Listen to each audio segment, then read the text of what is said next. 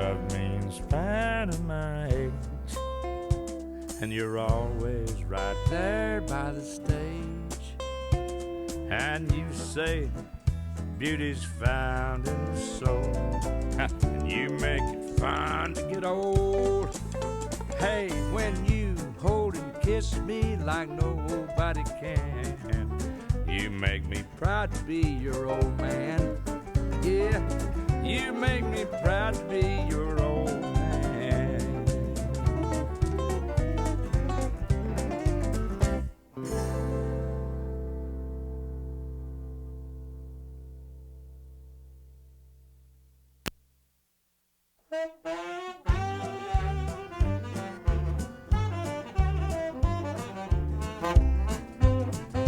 If you go down to the bottom, better watch the way you act. If you fool around them honkies, you will never make it back.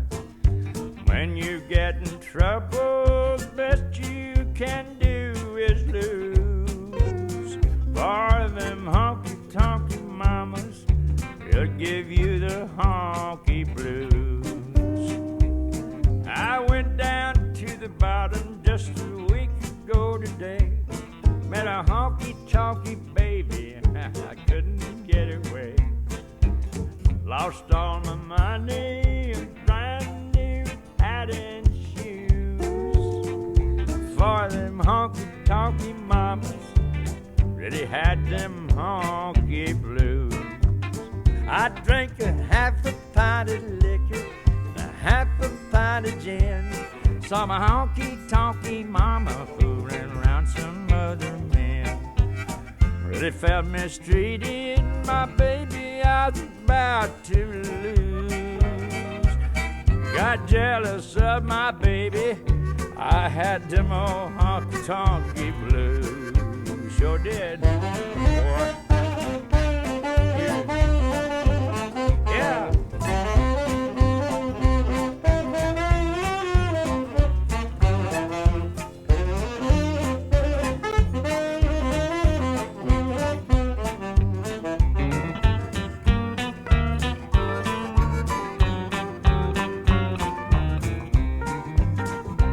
She's a honky-tonky mama, got honky-tonky ways. She got me in trouble, now I'm serving days.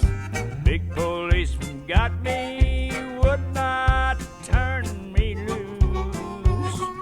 Took me down to the station, locked me in a calaboose. Good morning, Judge. When I go back to the bottom, gonna watch my P's and Q's, or them honky-tonky mamas will be giving me the blues. Gonna have protection, I think I have paid my dues. I'll find me a honky-tonky mama and give her back these old honky-tonky blues. I'll find me a honky-tonky mama and give her these old honky blues. I'll find me a honky-tonky mama and give her these old honky-tonky blues.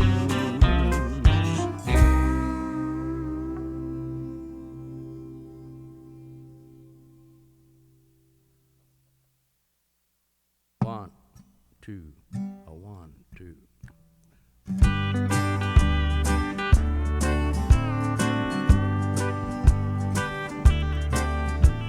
Leaving's getting harder all the time. Staying home hangs heavy on my mind. If I don't travel, I gon' make a dime. And leaving's getting harder all the time. That old fishing pole looks better every day. And this old curly head of hair is turning gray. Just to want to be at home is not a crime. And leave getting harder all the time.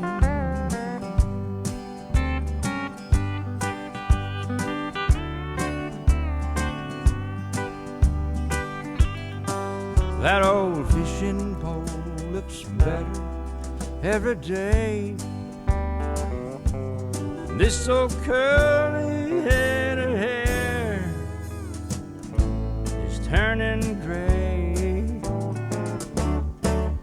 And I hate to be alone is not a crime. And leaving's getting harder all the time. I said leaving's getting harder all the time.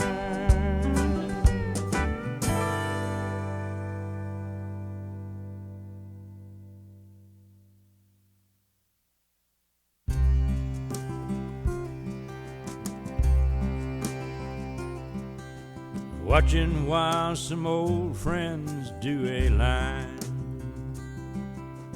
holding back the want to in my own addicted mind,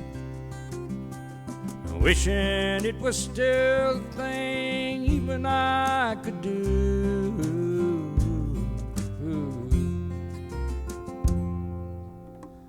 Wishing all these old things were new. Watching while some young men go to jail, and they show it all on TV just to see somebody.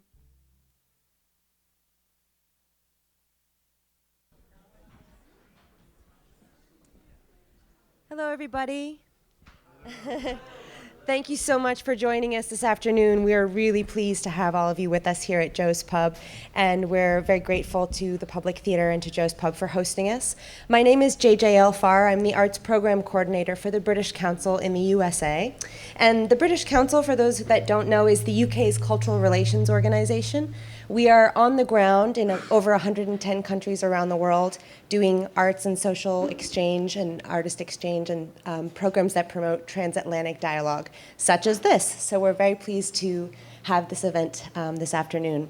I also wanted to just let you know we are live streaming this event this afternoon in partnership with HowlRound. So if you have a Twitter account, you can go on Twitter and using the hashtag #ArtistExchange, you can share your thoughts and questions for the speakers, and we will be taking questions from the audience at the end.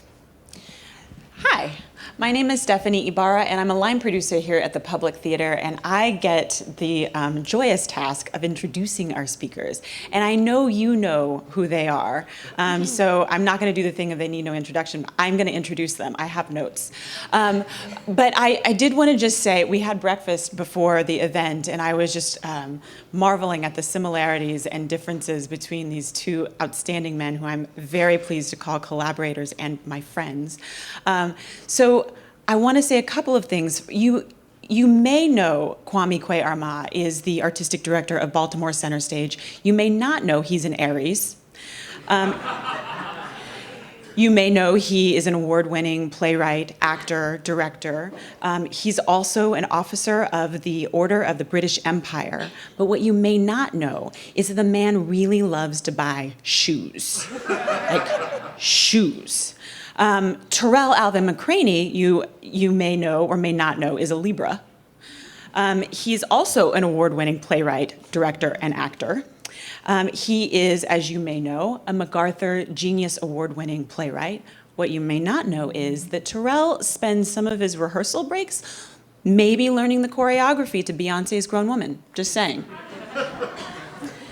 So we're going to find out a little bit more of the professional and the personal from both these two gentlemen.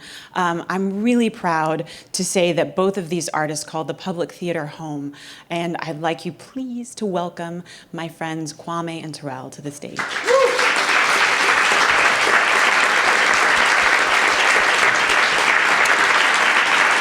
right, you just sit down and talk.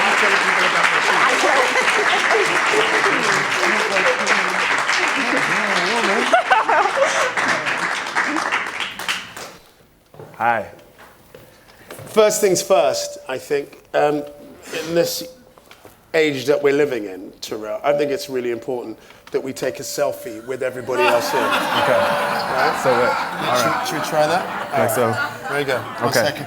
Let's try that. Can there any lights? Can there any lights? Wait. We can get up there. I can get, so, down. wait. Right. So wait. Look Yeah, at like turn this. that around. Turn it around. All right, there we go. And, Okay, wave, guys. Everybody wave. Wave. We go.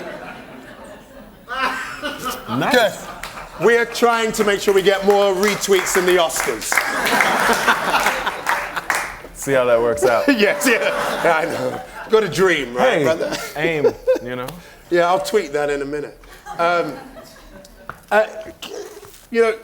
Tarell, I know that we were just told about your Beyonce and about my shoes, and then I realized that my shoes are dirty today. Oh.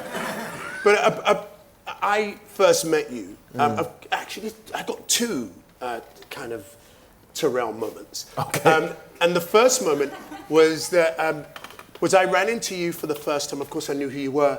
I ran into you for the first time in LA at TCG. Yes. And Tarell was walking down the street, and I'd seen photographs of him. And he's a fine-looking man in photographs, but a beautiful man in person.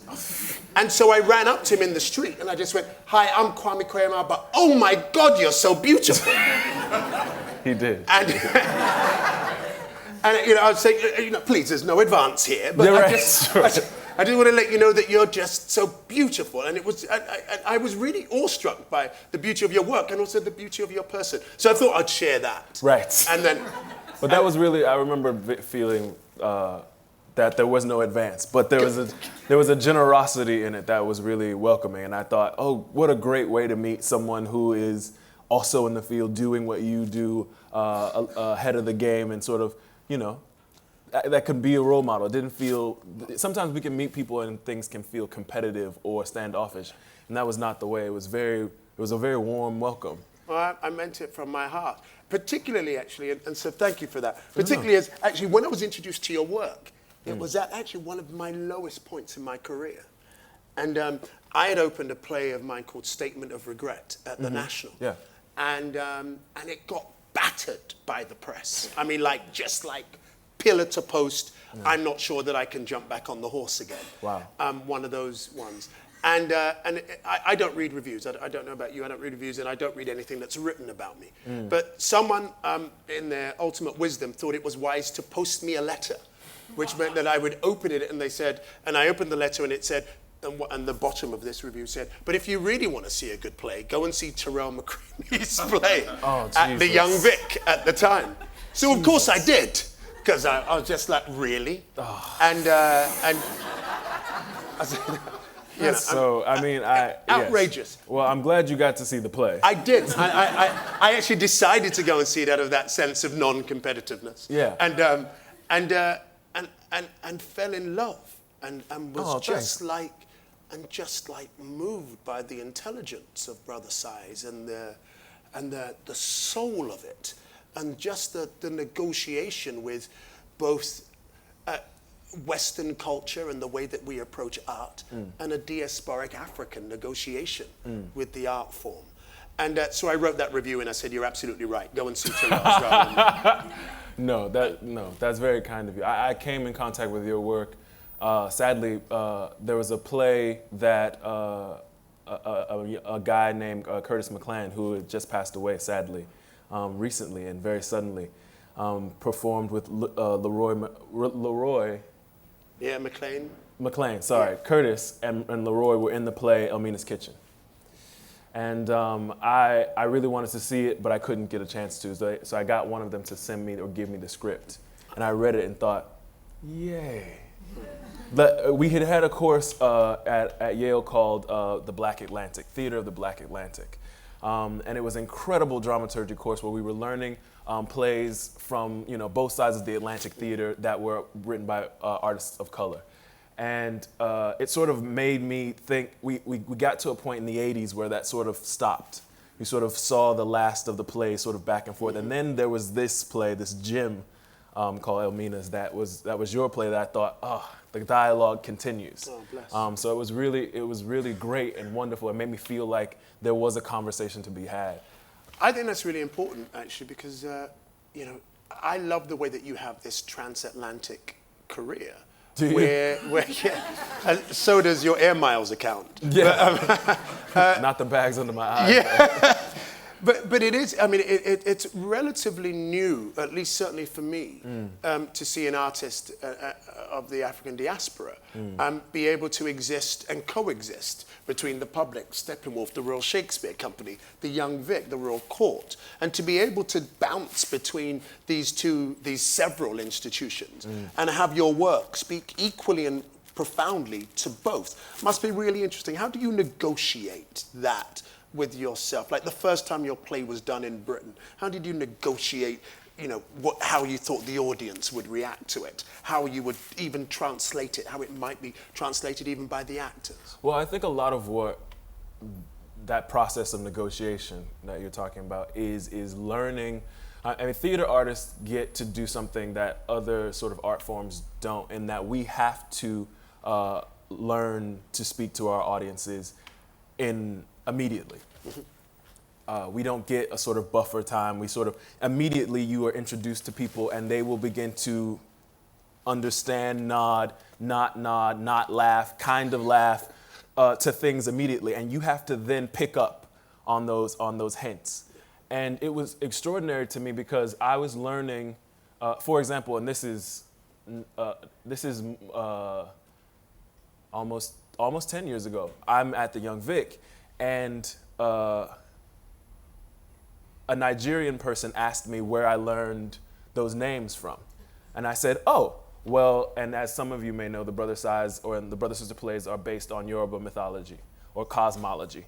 And I began to explain to them that when I was a kid in Miami, I lived in a very highly populated West Indian / Cuban neighborhood, and I learned all about Santeria and this and that. And they said, we don't say those names anymore. We don't use that anymore. And because I was hoping that I would get an extensive re-education, rather than sort of haphazard one or not even haphazard, but the sort of approximate relationship I had to it. And it was just interesting to me to, again, begin to find out that the reason why there was some hesitance in the audience is because those names are something that we don't talk about anymore. It's something that we don't discuss. Oh, that's very interesting. And I was sort of like, oh, I didn't even know that. I mean, similarly, that's true in Miami. When we do the play there are certain people who will sit back and watch the rest of the audience as they relate to the names being said or the stories being told, because it's something that is intimate to them that they practice at home. And so hearing it out in front of people is something that they have to pull back on. And again, I only learned that by watching the audience. And so it's an education every time, I feel like. That's funny that you say that, because actually the night that I went to see that play, there was a post-show discussion. Oh, and Jesus. it was, yeah. Was I there? No, you weren't. And, Smart move. Smart move, too. And there was lots of discussion around that subject. Now that you said it, I've totally forgotten. Because I'm really fascinated, I'm sure everybody knows the play, I'm really fascinated by the Yoruba god Isu. Because, and for those who know, the Isu is like the trickster god.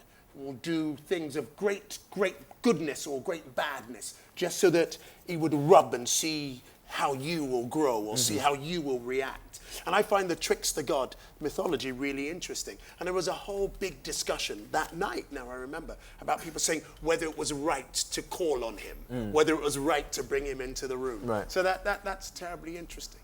Now, for me, sir, I was here last week and I came to see Antony and Cleopatra, oh, cool. which I thought was wonderful. I didn't say it at lunch because I figured, you know what, I'll just say it in front of everybody else. Thank you. But which I thought was wonderful. Talk to me a little bit, sir, about the process, if you would, about approaching Shakespeare as a writer, even before approaching it as a director. Well, I mean, I have always had a great admiration for Shakespeare. And like you, I have a very similar background in coming to the theater as an actor. So, and the playground that is Shakespeare for an actor can be filled with little minds in it. Sometimes you fall into the section where there's the slide, and you're like, oh, I can get on these words and slide down. It feels so nice, and play. And then you run into these other little minds where you recognize that your Southern tongue or whatever cultural background that you come from can kind of play antithetical to what is the approved way of doing Shakespeare. So you spend time eddying in that part of the realm. And so for me, it was always fascinating. What became more fascinating over time, especially as I moved further away from acting and more specifically into writing, is that Shakespeare's structure and the way in which he, she, them, they created these plays dealt with things that I thought were important to plays, which means connecting, having a spirituality throughout the play, or something that's connected to other, outside of us. And then each play also deals with something intimate in terms of interpersonal, but it also deals with a sort of conflict of the state. And I just thought I thought that's why these plays have lasted this long. Yes, the language is beautiful. Yes, there's poetry in it, but they also deal with things that are the human condition's major three, I think, obsessions. We're always figuring out, what's bigger, what's larger, what's more. We're always trying to deal with what's in between, and we're always in conversation with the state. And so it was important to me to sort of figure that out, get in deeper, get my nails dirty in pulling the plays apart and understanding them and how they worked and why they worked. Because, again, I found those to be compelling to me as an artist. And again, someone might say that I'm full of not sayable on Twitter land. I think we can. Yeah, but still, but to me, that's what drew me in, and that was what the interest was. So when the RSC approached me about coming to being a resident, I was like, sure, absolutely, because it's again another time for me to be able to get into the process in a way that I could get dirty, I could get in and feel really like I could. I didn't have to. There was no sort of deadline on it. It was always just about the exploration, about the investigation. You said a wonderful thing at lunch that I think was really important to share. Sorry, mate, I shouldn't have done. But alas, rare. Where you spoke about whether there was a difference in the plays that he wrote when he was an actor. Oh yeah. Or whether there was a difference in the plays when he was no longer an actor, and what responsibilities he placed on the actor, possibly when he would no longer had to do it himself. Oh, absolutely. I mean, I think that's the thing that I get, for me, again, I'm sure some scholar will come along and be like, Tarell, you have no idea what you're talking about. But with that accent as well. Yes, right? yes, very much. But I think at the end of the day, when doing research and looking at things, I kept saying to myself and asking other people, what is he doing in his life when he's writing this play? What is he up to? Did he just have a really bad divorce? Was there a flood? And you know this as well. When you're writing certain pieces, the little notches in the tree of you get put into the play somehow. You see the scar or the blossom impressed on the page. And so for me, the more mostly the scar with me. Oh well, I hope not too many. But the more you sort of begin to understand that and begin to look at that, you can sort of reference, and you look at this period between Julius Caesar and Hamlet and Antony and Cleopatra where he's not doing much. And all of the publication sort of goes away of him being in plays or in anybody's on stage anymore. He's sort of sitting back a lot. So, and you think 5 years of not being on the stage can make you switch just a little bit what you put on the stage, what you put into the give someone a 10-page monologue. Like give somebody when you don't have to do it. When right? I don't have to say that. Burbage will do it. So you know what I mean? We'll just give it to him and let him say it. You know what I mean? I think those things are important to note. I found that very fascinating. When I did Much Ado here a few months ago, which is really, really one of the most fun times I've had directing anything. Awesome. For a myriad of different reasons, some immature, some cultural, I had rejected Shakespeare. And so actually, the Much Ado was my first time actually doing a Shakespeare, particularly as a director. And I had rejected Shakespeare, not because I didn't recognize the beauty of the poetry, not because I didn't recognize the the scale of what he was speaking about often and how that could be universal.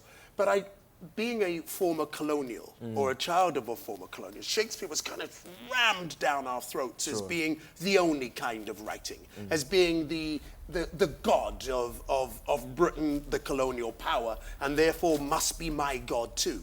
And as a kind of young radical, the notion of accepting anything really that was thrown down my throat. Yeah, sure. Certainly by a former colonial power that saw me as an inferior, or at least that I perceived saw me as an inferior. I had a gut reaction to it, and so defined myself against it in many respects. And so it was really interesting actually when I was offered Much Ado, because even as an artistic director, I was a tad like, I'll just never do Shakespeare, I'll give it to other people to do. And I like new plays, or I like other classics, or I like Ibsen or Chekhov. And but actually, I found there was so much safety in being able to dive into something that could be cut in the way that it could be cut, that can be interpreted, the robustness of the writing, the robustness of the experience actually made me feel really safe and allowed me to be as imaginative as I wanted to be in a way that I might not be with a slightly more delicate piece of writing. Right. And for the first time in my life, I went, Kwame, you were being a little immature. I understand the reasons why. But now I find that I now can't wait, for instance, to direct Julius Caesar. One of the best production of it I ever saw was in Milan at the Piccolo Theatre. And it was, of course, I don't speak Italian, but we know the plot. Right. And it was directed in this most magnificent fashion that my chest opened up as I watched it, that my mind and everything about me was like, this is so electric. And so it's really interesting how Shakespeare could help me actually enjoy him now that I'm in the belly, once I've been in the belly. Sure. And do you think, as you came away from that process with Much Ado and even experiencing such a profound audience moment with Julius Caesar, do you think that trickles into your writing, or may trickle into your writing at all, or? I don't think so. Okay. And the only reason I say I don't think so, I spent a lot of time in the last year working with beautiful writers like yourself who are poet writers and who can use both sides of the brain. I know that's been, that's no longer the way that we see the brain, but sure. I need to stay there for a while. And I've loved working with the poet writers because my brain doesn't work in that way. I write politically, not that the poet just doesn't, but I write in a very, I often describe it as the difference between Muhammad Ali, the way you poetic was, right, and Joe Fraser, who kind of, can go in and slug away. And I'm very happy to be Joe Fraser. Sure.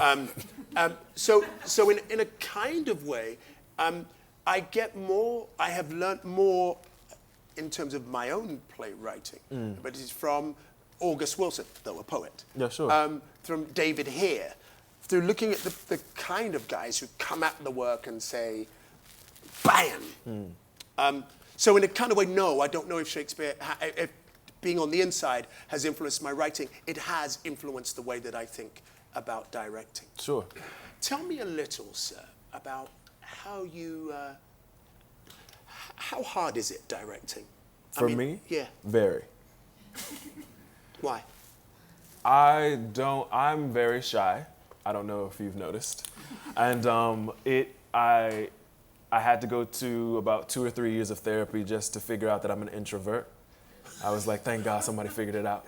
I was like, because I don't know. I spent a lot of time going, I don't know what's wrong with me. I'm like in this profession where I'm in front of people and I have to talk to people and I can do that. I know I can do it. Some people say I can do it well. And then right afterwards, I would really like nothing more than somebody to lock me in a room by myself for a few days. And my therapist went, oh, it's okay. You're not crazy. You're an introvert. And I was like, oh, really? Score. Here's some more money. Yeah, exactly.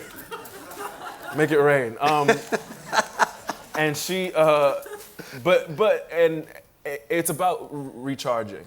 And even, I heard you say this too, that, there's times where you need solitude in order to recharge. My brain is so actively trying to figure out what everybody wants, needs at all times, that I get overwhelmed. So if I'm in a room by myself, I know nobody wants anything but me. I'm hungry, so I'll figure out what that is. And I think it's difficult or hard for me to direct, because at that point, I now know that I'm the person in the room that has to be alive and aware to everything, everyone, and make sure that we are all headed towards the same goal.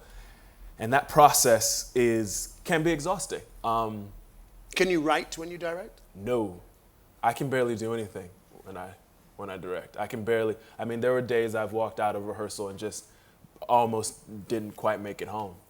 I'm serious. There were days that I was like, I need someone to like point me in the right direction to get me there. Because my brain gets to the point where I need to shut off.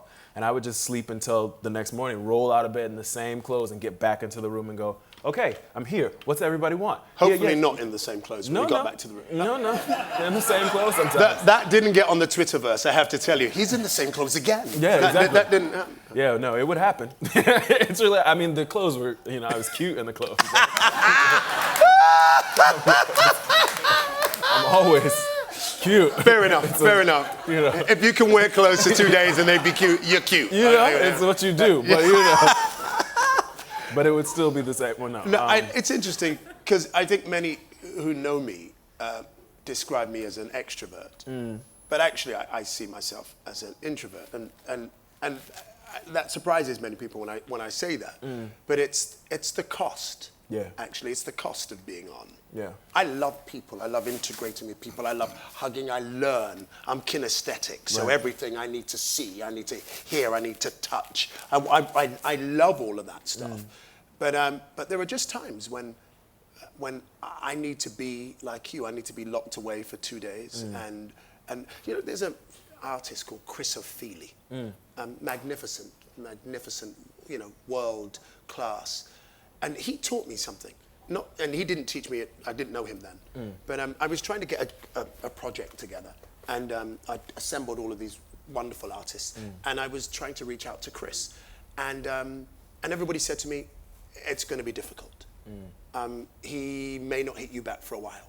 Oh, sugar, this is going out live, right? Yeah. Oh well, never mind. I've said this to him before. and you may not be able to get a hold of him. And so I sent email number 1 and it didn't come back. And I was like, cool. And it was email number 3 and email number 400. And, it was like weeks later. And I went, why? And then I realized something is that he was working. He's in his place. Right. And it's what he needs to do in order to protect is my analysis of it. And actually that freed me up.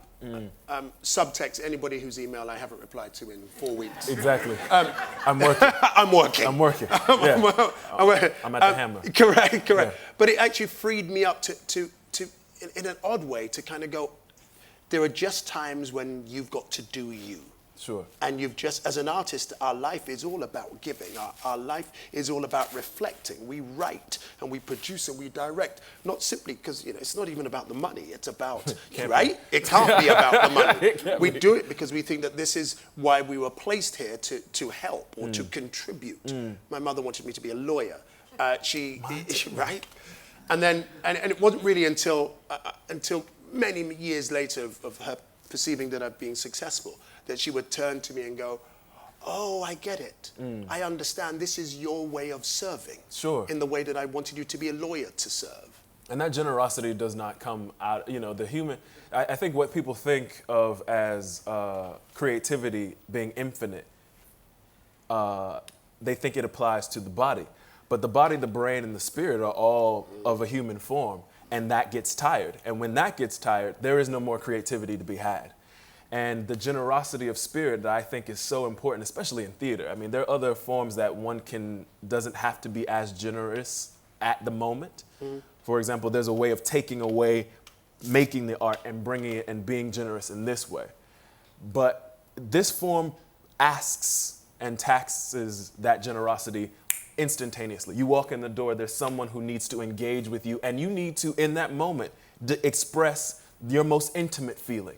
Why do you need a pool of water? Well, it's reflective of the, Yemaya, which is very intimate to me because it is the mother of all things. And then there's the middle passage. You have to be able to talk about that right now at 10 o'clock in the morning in this production meeting and access that feeling so that someone understands it and can then design or create from that. And that's exhausting. That's exhausting, and I think people get that, but not in the immediate. You have to sort of remind them that it kind of made me a little tired to talk about this intimate childhood or this thing that is so close to me, and then people will go, oh yeah, I get it now. But then there's also that thing in you that you kind of go, do you know what? I'm not coal mining. Right. I'm not digging streets. So woe is me. And then so therefore I do it and just get up and wake up and do that board meeting or do that. Exactly. What's your sense? How do you negotiate some might say the vagaries, but the world of theatre, of the infrastructure of theatre? You're an associate at several different theatres. Yeah. How do you negotiate? That's how I negotiate. Just keep moving. But there has to be an inner advocacy that you have to do. There has to be an inner negotiation.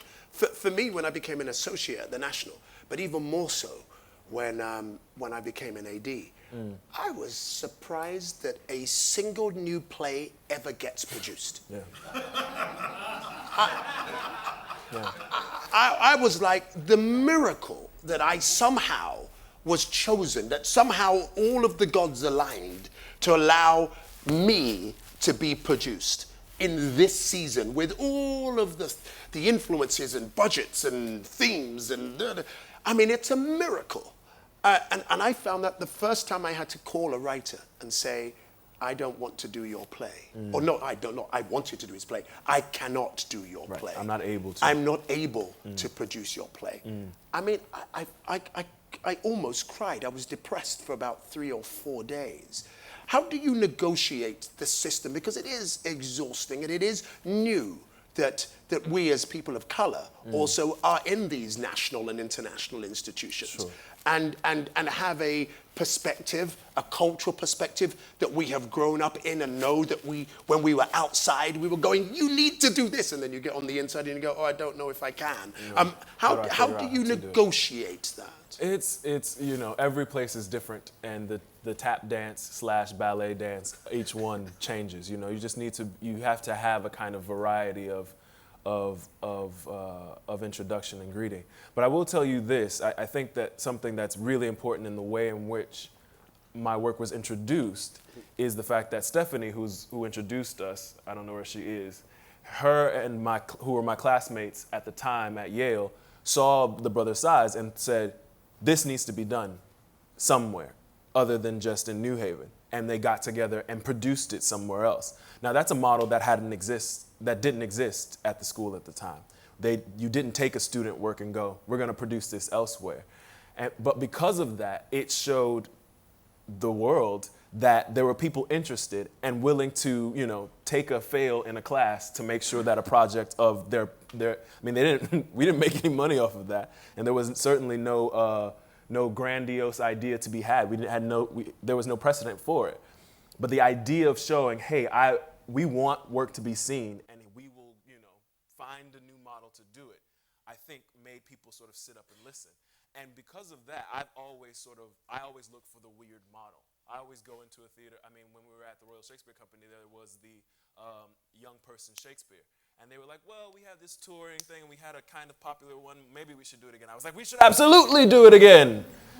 And I'll be in charge and should have kept my mouth shut. But, Jackie O'Hanlon and Michael Boyd at the time, who was artistic director, really believed in this education passport. And I was like, I'll get behind it and we'll do it. And we'll make it so that, it's possible to, tour these schools and go into the classrooms and see a Hamlet of color and him be right in front of you and have that access.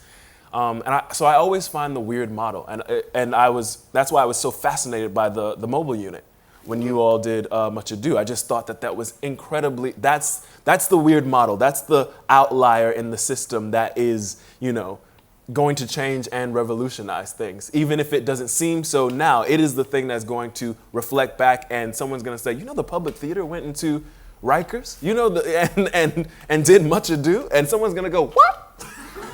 My favorite moment of that tour was hearing the story of Don John walking in at Rikers prison, and someone, after having set up the lovers to fail, and a prisoner got up and went, I see you, you ain't shit. Yeah. That was my favorite artistic moment of last year. Yeah. To just know that it had got under the skin and that it had got inside of the soul and the spirit. I mean, those are fast. I mean, my early, when I was a kid, I worked with Teo Castellanos at this project called The Village when I was 14 years old. And we would do programmed prevention theater in halfway houses, in prisons, in detention centers. And always, again, tuning your ear to your audience, you would have to learn within that moment, how am I going to get people who are either clearly have been affected, know, or on treatment for abuse right now to be interested in this message that I have to say. And the moment you sort of get didactic or a polemic, they're gone. So you have to tune in that fast and go, how do I get you and I to be in discourse and conversation right now about this thing that we both need to talk about? And the only way to do that, again, is generosity, is that grace of, I'm gonna let go the parameters of I know how to act and I want you to, and go into my most intimate self to connect with you. And I think that's where the negotiation is in terms of working with theaters. There's always that spot where you can get in and find that most intimate connection. And I can't wait to see what you got. I don't know if you're doing another mobile unit, but I'd love to see it and be around. Thank you. I asked him to actually say that, Oscar. So yes. So okay.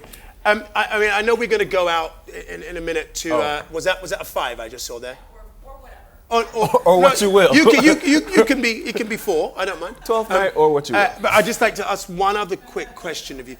That we both have a connection, though yours far more intimate, to August Wilson. Yeah. Talk to me about what August means to you. Don't make me cry. I haven't. The relationship I had with August was so interesting in terms of, I think the Yale School of Drama was being very kind in that they were like, you'll be August's assistant while he's here. And if you know me, you know I'm not good. I shouldn't be anybody's assistant. Like, I'm a bad assistant to myself, let alone to one of the greatest living American playwrights. But I think they were sort of like, you're an African American playwright. Here's an African American giant among playwrights. Be his assistant. But the relationship was much more. I felt like he placed me in a story, in a well-crafted fable of being a writer at that time. I was running around doing the thing, I was at Yale, so I was like backpacking everywhere. I was freezing to death. I was, working 12 hours, working at the cabaret, doing my job, trying to keep my apartment, trying to make ends meet, trying to write plays, trying to produce plays. And then one day, in the storm of it, he sent me off to buy an iPod for his daughter. And I was like, what? I'm so tired. Oh my God. So, and he gave me this envelope. The thing about it in retrospect is, again, he was putting me in such a tapestry of what it means to be generous and an artist, but an artist of color. And so he gave me this envelope full of 20s. Like $400 worth of 20s. And if you know black people, that's so black. To give you an envelope full of 20s? Like, who does? Like $400 worth of 20s? Not just he didn't give me a check. He didn't give me a card. He gave me this thick ass envelope and was like, go buy my daughter an iPod. And I'm walking around New Haven with this big ass envelope going, all right, well, and it wasn't a leather envelope. It was this paper envelope, crumply envelope he pulled out of a pocket, smelled like smoke, and then and sent me on my journey. And I thought that was at the time, again, I was like, that's crazy. But again, reflecting on it, I go, he's putting me in this place where I am a part of this incredible, he's putting me into the history, purposefully. And I went and bought the iPod, and I came back and I gave it to him, and I went to class, and I sort of sat in class like, God, please deliver me. And as you delivered Daniel and so many others. And he called me back on my cell phone, which was this little chiclet of a phone at the time, and he just like called me. He was like, I need to talk to you. And I was like, if it's about that iPod, I'm gonna So I'm sitting there, and he said, I saw your play the other day, which I did not know. He had gone to see my play at the Cabaret. And he said, you're a young writer. You're good. You got a strong voice, but, you repeat yourself a few times. And I was like, August, you repeat yourself all the time. But I kept that in the back of my head. Again, I was like, in hindsight, I was like, Tarell, just be quiet. And he said, and you use music, and I need you to always use music. So here's your iPod. And again, it was important to him to make it into a tapestry, to weave it into something. He didn't want it to just be him giving me this. He needed the story behind it. Because he laughed. Oh God. Once I started crying, which I did, I was like, I mean, this was back when the iPods were brand new. So I was like, oh my God. And he was just and then his daughter was inside, and he looks at her, and they're laughing. They're like, just laughing at me. And I thought, this is his way of welcoming me to the family. And I just always thought that was impressive and so generous. And again, I didn't know he was sick at the time. So when I got back to school from summer, they told me he passed away. And I was just like, he knew. He just knew that to me, it was less about write like this, dramaturgy like this. I'm doing this, so you do it like me. He was saying, here is how one can be generous. Yeah. Do it. That's how it's done. And that to me was the most important lesson. That's beautiful stuff. I would quickly segue by certainly riff on the word generosity, because I came into contact with August Wilson due to the generosity and vision of an artistic director who's actually here now, Nick Kent, formerly of the Tricycle Theatre. Oh yeah, Nick Kent's. Yeah, Nick Kent's in the house. Nick, where you at, baby? Where's Nick? Yeah. There you go. There. And Nick was one of the few artistic directors that created an oasis for players and writers of color. And so I went to see Joe Turner at the Tricycle. Yeah. And actually, it was my first wife who took me there as a birthday present. I think I married her because of that. And I was smart man. Yeah. I mean, we divorced later, but that's a whole other story. The players ran out. Yes, and it was because I walked into this theatre. I walked out of this theatre, and for the first time, I saw a man of color who did not trade access for truth. Who said, I will be me, and I will go, and it will travel, and it will speak. And I saw manhood. I was almost as if I was walked into manhood with August in one hand and Muhammad Ali at the other and Public Enemy behind me saying, fight the power. Yeah, sure, sure. And I remember just walking out going, it can be done. It can. You can speak our truth and yet be universal. You don't have to neuter yourself. Yeah, sure. And it's really interesting that circle and cycle of generosity, because actually it was Nick Kent again who gave me my directorial debut, and that at the same theatre, which had that not happened, I wouldn't be here. And there's something that you speak about the generosity of the artist, about the generosity of what we do, that I know certainly in my job as AD, that I think about daily. Who am I being generous to? Right now, there's a project that I'm doing right now where everybody was saying, don't give it to that director. You shouldn't give it to that director. And I wanted to, because I could feel in his spirit that it was right.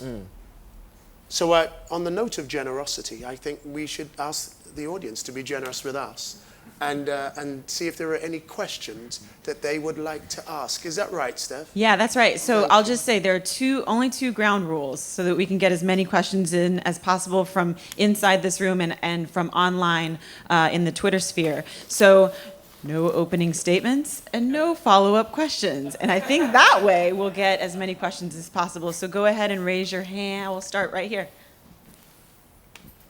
I'm just wondering for both of you if there are specific artists that you'd really like to work with that you haven't yet worked with. Kwame. Tarell.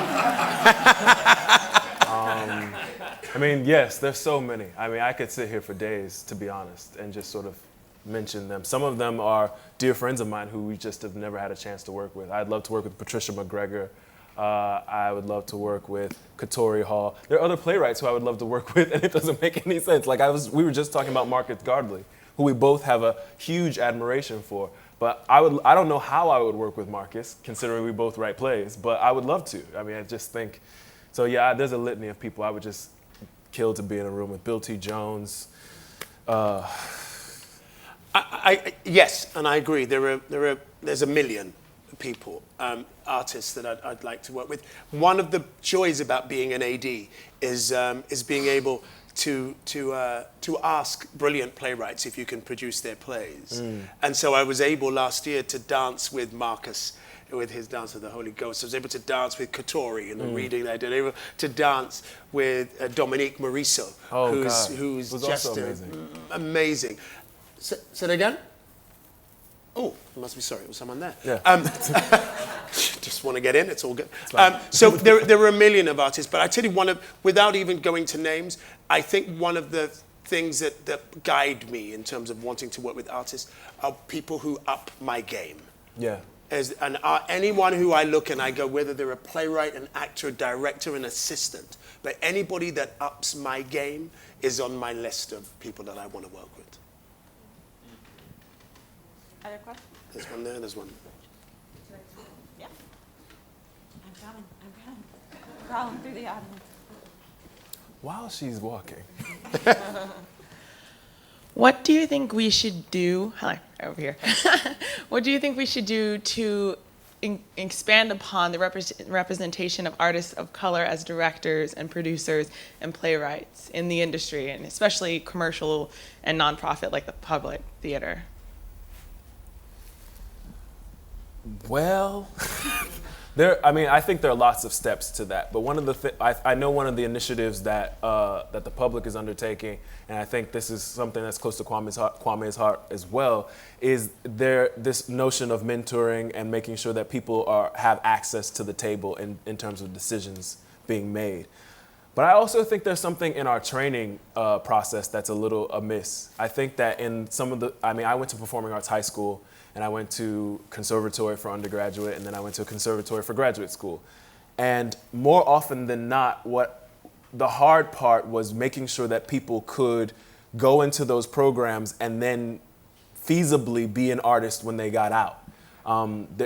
We were, I should say we, because I was too, sacked with such debt for trying to train as artists that by the time we got to the place of creating art, it was like, well, I can't spend this time creating art on this dime because I've got to go do this other much more professional, quote unquote, where I get a paycheck every 2-week job. And until we figure out a way to mitigate that, we're in a lot of trouble. Because where I come from in Liberty City in Miami, no one has, that I know of in my direct neighborhood, gone off to Yale. But it's mostly because we couldn't afford it, even if we'd gotten in. And through the grace of God and very, very kind angels, some people wrote checks for me to go. And I still ended up with a debt that was, close to $100,000 by the time I left. So, having to navigate that is really important to a person who comes from a background where your mom wants you to be a doctor or a lawyer, in order that you don't have to struggle like they did. It's hard to convince them, I'm going to go be a playwright or a director. And then they think, how are you going to eat? I'm going to be working really hard to support you for now. So until we answer those questions, we're going to continue to find ourselves in a lot of trouble, I think. I would say that a lot of the onus, I think that's absolutely correct, but a lot of the onus falls on us. And I say us who are artistic directors and on the inside.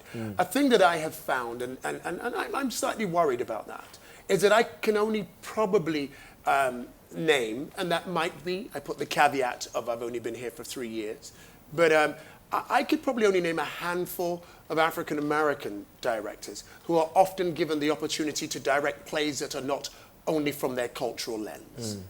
And so consequently, what it means is that many, and there are some, but many are not getting the experience that will place them in the position that when the jobs come up for artistic directors or associate artistic directors, that they haven't necessarily had the experience in a repertory theatre. They may have had it at college, they may have had it at school, but they haven't had it in the rough and tough of the major stages across the country. And that's about us opening the doors. That's about us being slightly more broad-minded, because we don't mind saying, well, it's fine for a Caucasian director to direct an August Wilson. That's fine, isn't it? That's progress. And we go, yes, but we're not hearing that on the opposite hand with allowing African Americans to do the classics, in my opinion. And so in a kind of way, we need to put a foot up our own bottoms to make sure that we are giving access, that we are opening the doors so that we can help qualify people to move up the ladder. We have a question, House, right? I was wondering if you could please talk more about the how and why of you rewriting Shakespeare and how you directed Antony and Cleopatra, and also just a little bit address the critique that perhaps the Caribbean accents were distracting. But mostly I want to hear the how and why of how you did it. Well, I didn't rewrite Shakespeare, so let's be clear about that. I do cut and paste, but everybody cut and paste. But everybody cuts and pastes. No. Everybody does. You can't do that with the contemporary. Sure they do. Oh Well, my God, you gotta cut the Antony and Cleopatra. No. Sorry, madam. If I may, it- there was a lady that asked that question, so if I can just ask her to be answered, and then maybe, ma'am, I'm sure that we can get to your observations. But the truth is, you've never seen a Shakespeare that hasn't been cut. And I'm not, and there's an objection? I'm telling you about the process. She's saying The process was about making sure that we moved the piece around so that we could do it with 10 actors. Because the play calls for 17 to 44. But in order to make sure that but in order to be able to do the play in 3 different venues and afford it, and also be able to do what we wanted to do, which was take the play, do it for high school students in Miami for free, we needed to make sure that it was quick enough, mobile enough. So when we were told our limit was 10 actors, we had to make sure that the script could fit 10 actors and not the 17 to 44 characters that could be in the play. So that was the first part of reordering it. And then there were things about what you said about the accents. We placed the play in the Caribbean because the colonial aspect of the play to me was really important. And I wanted us to make sure that we understood it in a visceral level. The colonial idea of Egypt and Rome at the time, I think people sort of think of as an ancient, not necessarily something we are undoing even now. But we are still, even at this moment, negating, mitigating, negotiating the impact of the Haitian Revolution and the impact of the Caribbean world or the New World opening up. And to me, it was a fecund place to place that colonial struggle. And so it was important for me to have that in the room as real as we could get it. That's a follow-up question. Yeah, I was just going to say. We have a question from Twitter. JJ's going to ask. And I've got one on Twitter as well. I went and found something. We do. And I just want to say I don't also, have if Twitter. you do have follow-up questions or if you want to continue the conversation, you can do that on Twitter using the hashtag #ArtistExchange. So we have a question here from Brittany Williams who asks, Tarell, how did you feel being a writer in residence with RSC? And Kwame, how do you find the Baltimore artist scene versus London? So we'll do the first part and then the second part. You spoke a lot, so that Yeah, I'll do the next one. Give you a rest. The Baltimore, it's very interesting, actually. It was a question that I wanted to ask Tarell before we ran out of time.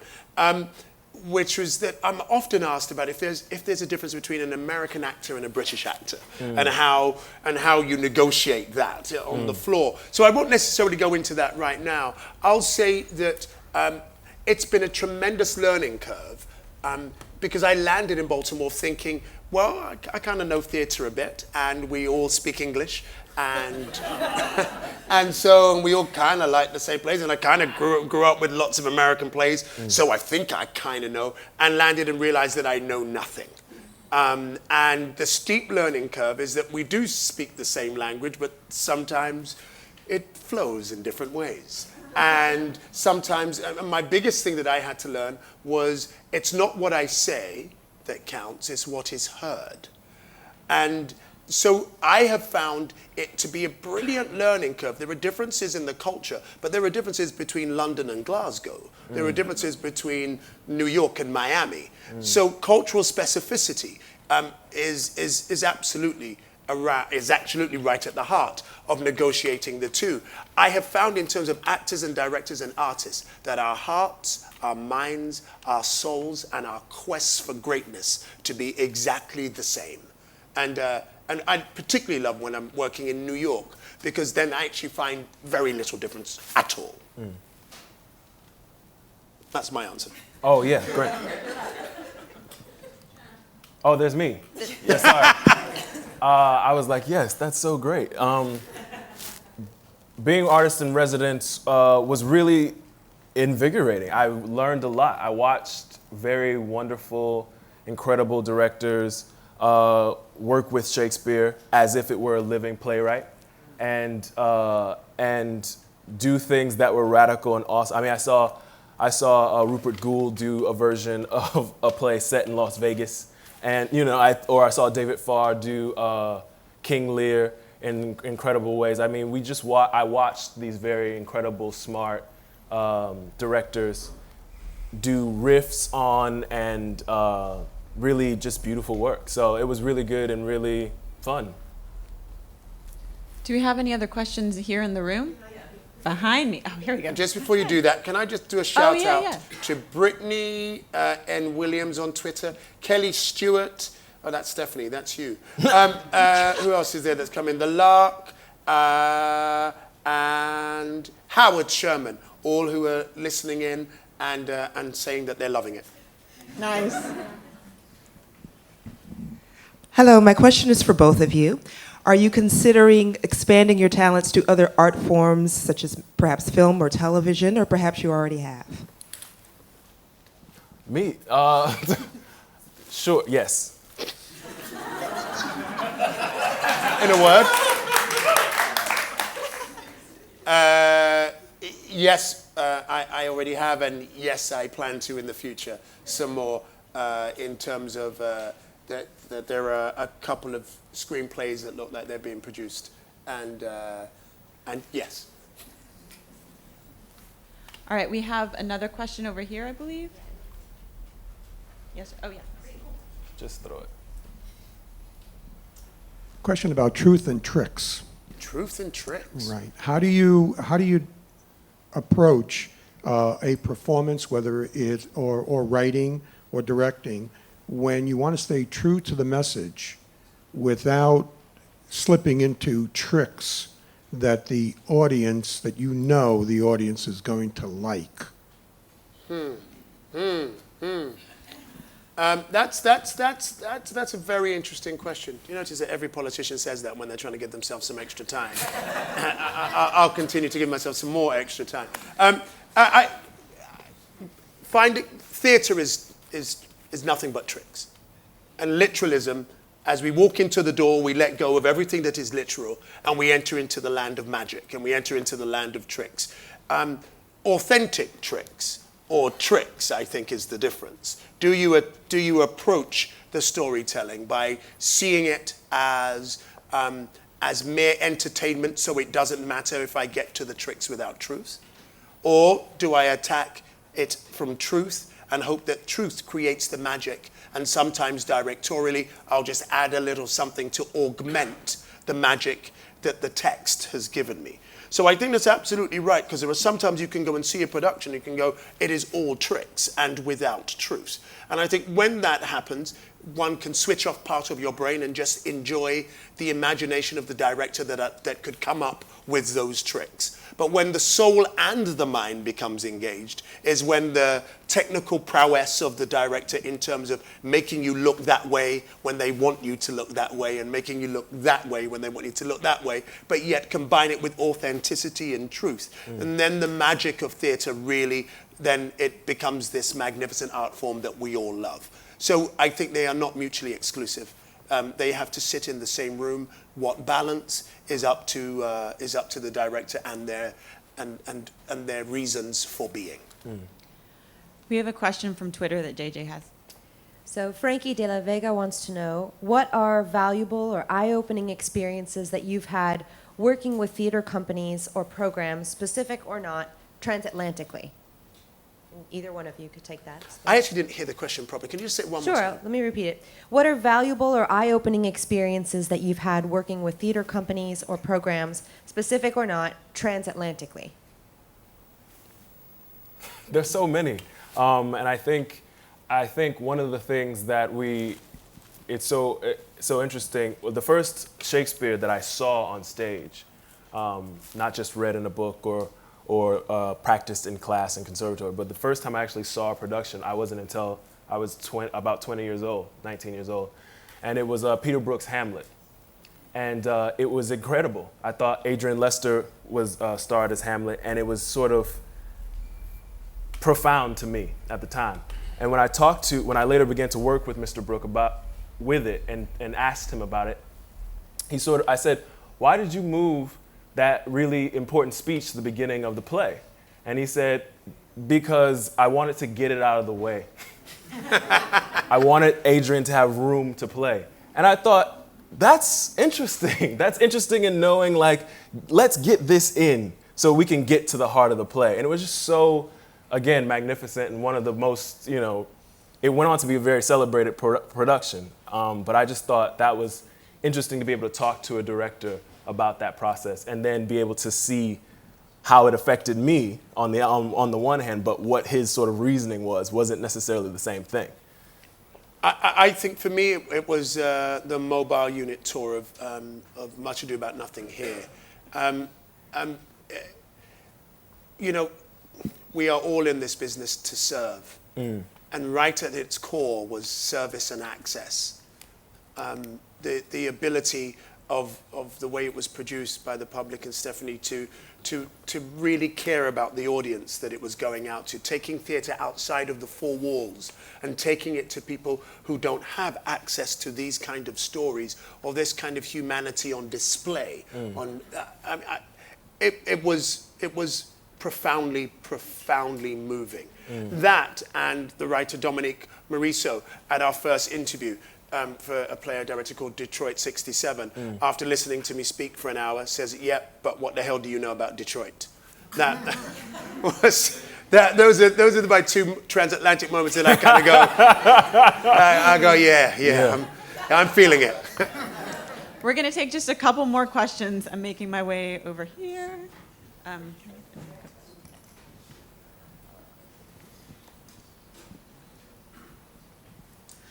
What is or has been a tough artistic moment, and how did you handle it, or how are you handling it? Let me take that first. Sure. The hardest artistic moment I had was, I think I've mentioned it before, a play called Statement of Regret that was the third part of my triptych of plays at the National. And as I said again, I don't read reviews, nor do I read anything that was written about me, but I could tell by the silence on my cell phone afterwards that it had gone down really badly. And there was no messages the next day. It was just like crickets. I was like, all right, it's been bad. And the reason why that was a really bad moment for me was because that everyone who had read the script up to that point, from the actors to the artistic director at the time, had thought that it was my best play. And I thought that it was my best play thus far. And for it to be battered, I mean, later it had a revival and was celebrated very well, I'm told. But negotiating that huge come down, negotiating that within myself, that I thought I did well, and to hear that it didn't connect, at least with the critical body, with that was hard. But I was very fortunate. And again, I'm not just doing that because he's here, but directly after that play, I mean, literally it closed. I mean, no, they were running simultaneously. I had a play called Let There Be Love on at the Tricycle. And that play was received really well directly afterwards. And I don't read critics, but from the audience. In fact, I remember one day walking in behind a couple at the intermission, and they said, I went to see his play at the National. And I was like, and I've come here to see this. And I was like, oh, great, fans. And she went, can you believe it's the same guy? That's hilarious. That's hilarious. And so that, negotiating that moment within myself and understanding that I write for me, and I write in order to say and to reflect, and how it is received is secondary to the impulse of creating it. It was a very low moment, but because Let There Be Love was there, I was able to get straight back onto the horse and gallop forward. Next question. Well, no, Tarell didn't answer. Oh, right. I wrote a play that I knew was bad, and I had to produce it anyway, and that was hard. I was like, I'm watching this thing go out, and I'm like, don't go. Please stay. Please stay at home. Please. So yeah, that was pretty. But you sort of, like you say, you sort of go, actually the comfort is sort of the opposite, because I knew it was bad and everybody else knew it was bad too. So it was sort of like, well, at least we're all in this together. You didn't have the vanity of thinking that it was a great play. We can all hold hands and sort of go, yes.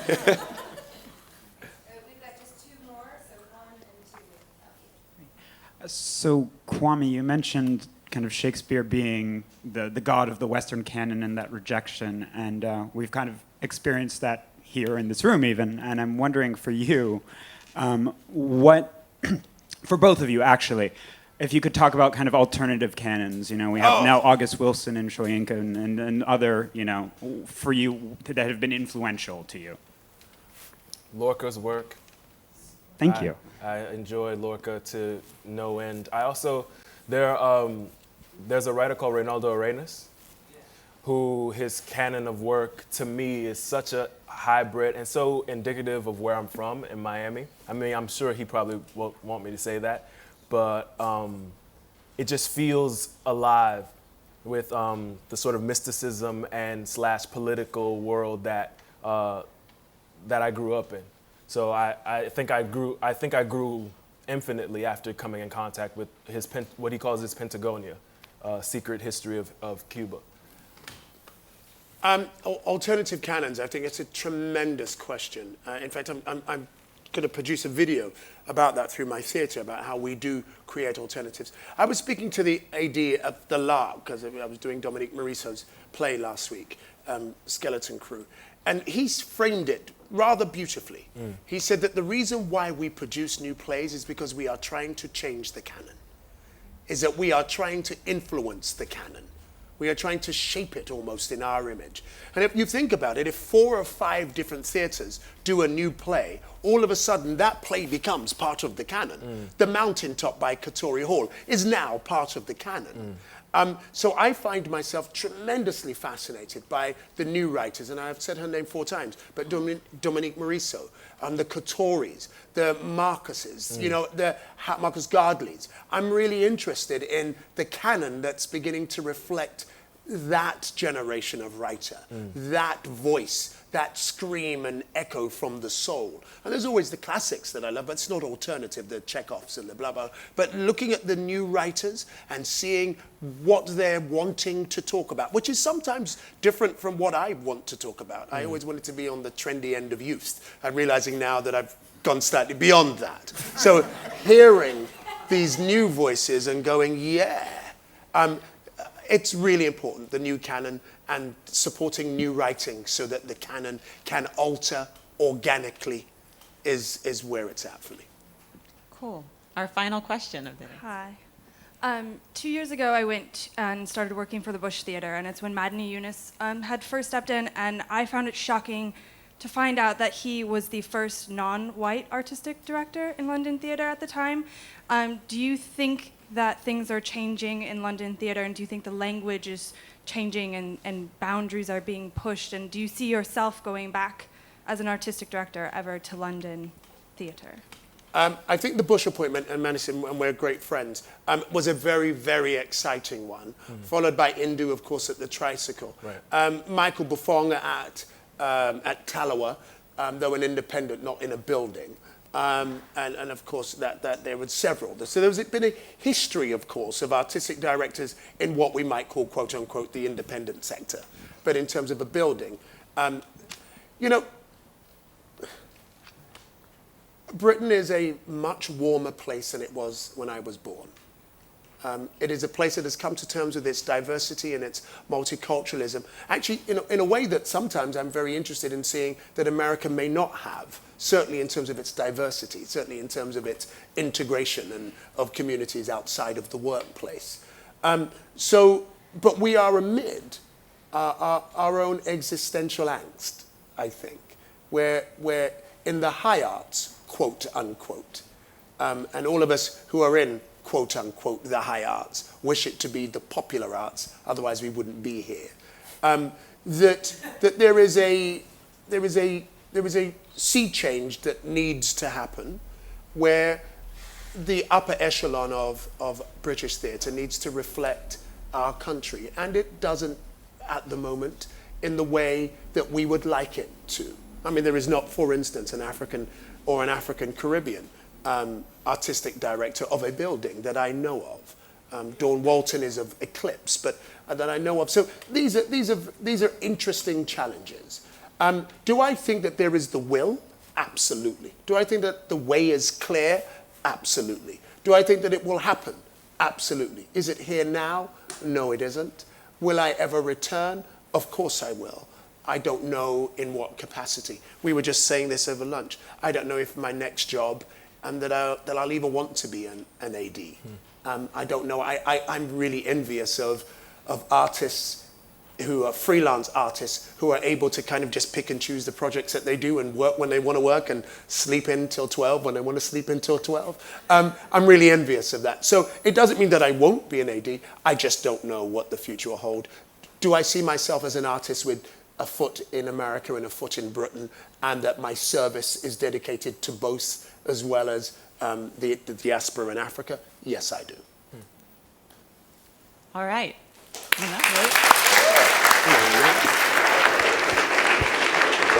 Thank you, brother. Thank you. Thank you so much for being here. Before you go, I just wanted to thank you both. I mean, outstanding. You guys in the room, or for everybody who's on Twitter, if you're just joining us, you can watch all of this again on howlround.tv. I'm going to replay the August Wilson story over and over again. Thank you again for being here, and thank you both. Thank you. Thank you, guys. And Twitter.